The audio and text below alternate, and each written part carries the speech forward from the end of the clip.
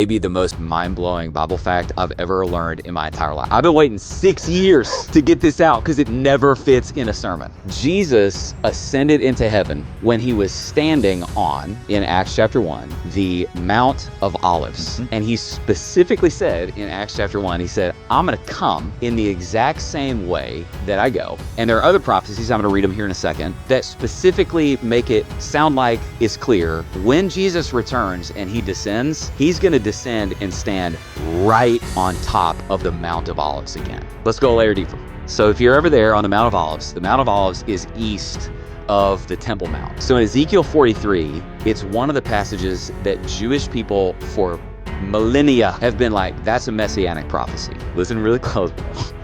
This is insane. Then the man brought me back to the outer gate of the sanctuary, the one facing the east, and it was shut. It is to remain shut because the Lord, the God of Israel, has entered through it. And when it says has entered through it, this is prophetic foreshortening, talking about a future event as if it were in the past. This right here is the East Gate as seen from when you're standing on the Mount of Olives. That's literally what you're looking at right there, East Gate right there. Now, you look at it, you're like, where's the gate, bro?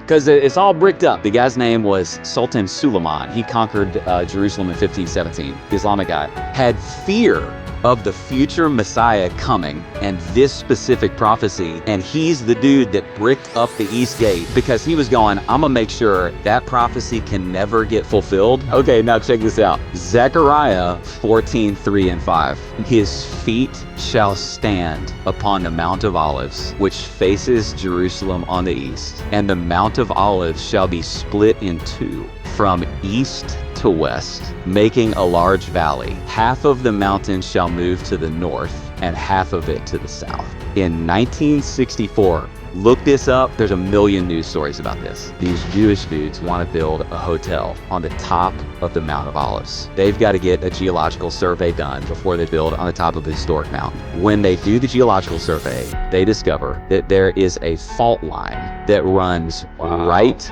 underneath the Mount of Olives. It is an east to west fault line that runs right from the top of the Mount of Olives right to the east.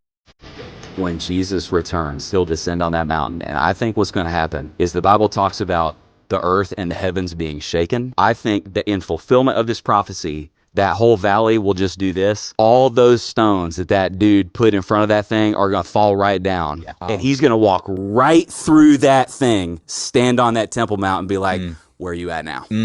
This